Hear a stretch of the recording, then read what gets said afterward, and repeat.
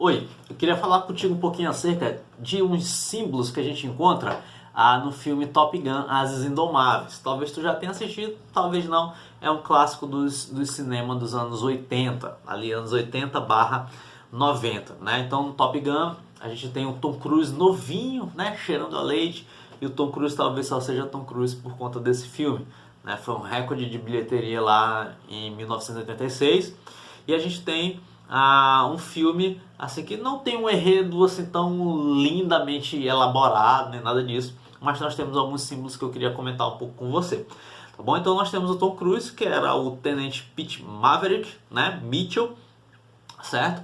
E eles estão ali, eles são pilotos de caças da Marinha Americana, né? Então eles tentam ali entrar numa elite, né, de pilotos da Marinha Americana, né? E aí a gente conhece o Maverick, um jovem piloto muito expansivo, um jovem piloto muito confiante, um jovem piloto muito atraente, né? Um jovem piloto que é exemplo, né? Então um jovem piloto que todo jovem olha e ele quer ser, sabe? Assim, um modelo, né? Então, cara, audacioso, corajoso, né? Bonitão, confiante, certo? E tinha ali um sucesso. Então nós temos esse perfil traçado no Maverick, né? No jovem Tom Cruise lá no Top Gun. Só que o que muita gente não percebe é que essa atitude que o personagem do Maverick é nos apresentado, né, esse conjunto de atitudes, esse conjunto de características, na verdade é um conjunto de características pautada numa insegurança do próprio Maverick, né? Se você já assistiu ao filme, você vai perceber que o Maverick ele luta contra o legado do pai. Então o pai foi um piloto de sucesso, né, da Marinha Americana também, né, foi um piloto de sucesso. E o Maverick vai seguir a carreira do pai. O pai é um herói para ele, então ele vai lá e vai seguir a carreira do pai, né? Mas para seguir a carreira do pai, ele vai ter que apagar, vamos dizer assim, o fantasma do legado que o pai deixou, né? Então essa é a luta do Maverick. Só que para ele fazer isso, como o pai dele era um bom piloto, um excelente piloto, então o Maverick ele ultrapassa certos limites, né? É o que a gente vai chamar de temeridade. Então o Maverick ele passa de um modelo, entre aspas, olhando assim de maneira rasa e pouco profunda, se analisar muito, ele é um modelo, mas quando a gente olha de maneira mais profunda e compreendendo a história do Maverick, a gente vê que ele, na verdade, é um jovem inseguro que está procurando ali a sua autoafirmação. E por isso ele tem atitudes extremas, atitudes imprudentes, que é como se ele quisesse ali dizer assim, opa, eu sou eu, meu pai é meu pai. Certo? É como se ele dissesse assim, eu sou tão bom quanto o meu pai, né? Então a gente tem este movimento psicológico existencial no Maverick, que faz com que ele seja egoísta, faz com que ele seja narcisista, faz com que ele não consiga trabalhar em equipe, faz com que ele não consiga ouvir outras vozes, outros conselhos, além daquilo que está dentro da cabeça dele, faz com que ele desobedeça inclusive regras, desobedeça inclusive a hierarquia da própria instituição que ele está inserido. Então ele tem vários problemas de rebeldia por conta disso, né? Então o Maverick ele não é um exemplo a ser seguido a priori, né? Ele aparece como essa boa pinta, ele aparece como um modelo, parece que bom, né? Um exemplo a ser seguido, mas na verdade ele tem sérios conflitos psicológicos que fazem, né, de certo modo, ele alcançar um certo destaque, tá bom? Mas com pouca robustez psicológica, com pouca nobreza de pessoa, certo? Então, a pessoa do Maverick, o perfil dele não é um perfil agradável, certo? Não seria um padrão, não seria um modelo a ser seguido. Então, tem um momento no filme que ele dá um giro existencial, né? Como ele era frágil, né, e tentava se autoafirmar, muita gente até olhava para ele de fora e falava assim, pô, o Maverick é top, o Maverick é foda e tal, não sei o que, né? Olhava ele assim como uma força, mas na verdade ele era frágil. E aí o seu copiloto, ele acaba tendo um sinistro ali voando, né, e acaba que o copiloto dele morre, né? copiloto barra amigo. Quando o copiloto barra amigo morre, o Maverick ele entra em parafuso, né? E até um símbolo no próprio filme. Tá lá os dois voando e o caça dele perde o controle, ele entra em parafuso, ele consegue ejetar, mas o amigo consegue ejetar também, mas acaba falecendo, né?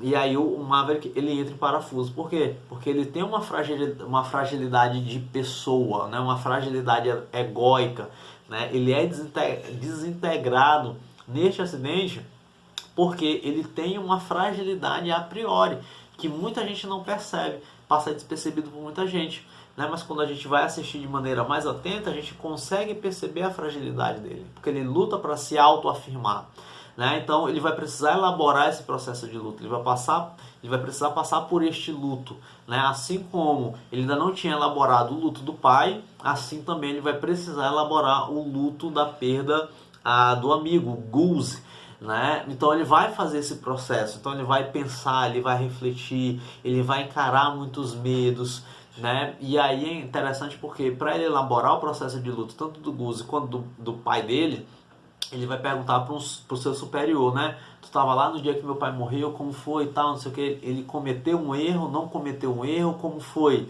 né? E ele estava ali tentando meio que manter o legado do pai vivo também, né? E o cara foi lá e disse assim, bom, teu pai era um excelente piloto, o piloto mais excelente que eu conheci, ele não cometeu erro, né? Mas isso não pode ser colocado nos autos aqui dos arquivos da instituição por conta de tais e tais motivos.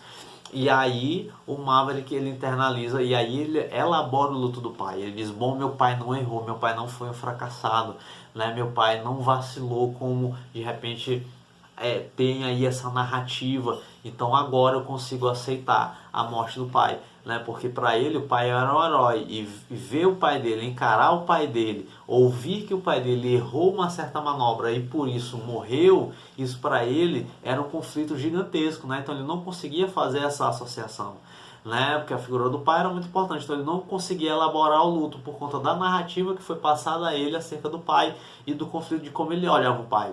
E aí ele precisava se autoafirmar para dizer, eu sou tão bom quanto meu pai, mas, né, assim como eu sou bom, meu pai também foi, né? E aí dentro desse movimento ele acaba tendo essas atitudes temerárias, né? Essas atitudes imprudentes. E aí ele consegue fazer a elaboração desse luto. Então ele elabora o luto de uma maneira ali tal, em que ele tira o olho tão somente do seu sofrimento, né, porque a dor dele era intensa, a dor dele era gigante, ele estava tão obcecado, tão bitolado, né, em conseguir lidar com o luto do pai, se autoafirmar, que ele esquecia de olhar para fora, né, que a gente tem um olhar narcísico para si. Ele estava tão preso ali com as suas dores, ele estava tão preso ali com as suas inseguranças, ele estava tão preso com as suas incertezas, que ele esquecia de trabalhar com a equipe.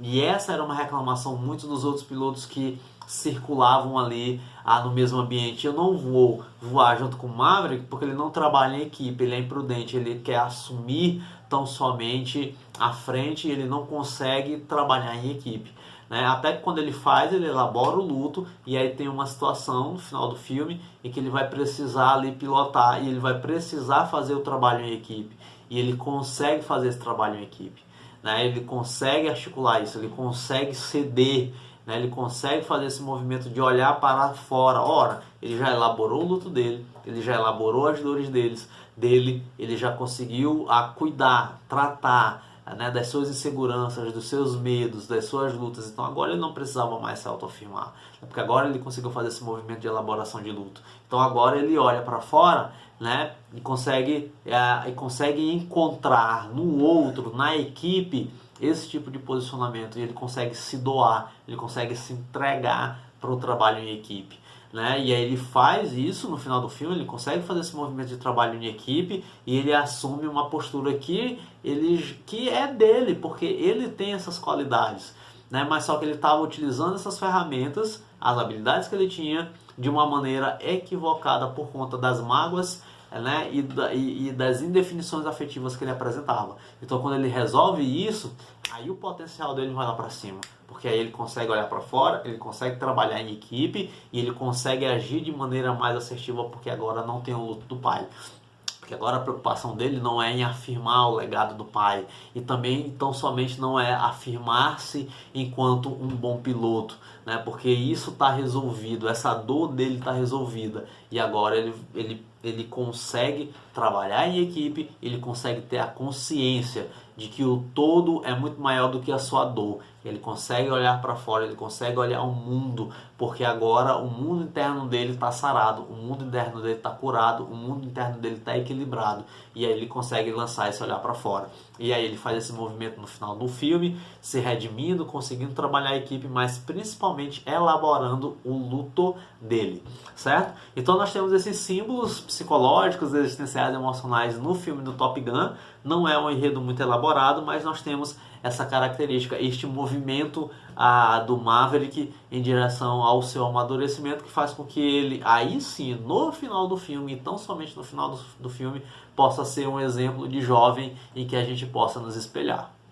Beijos, tchau!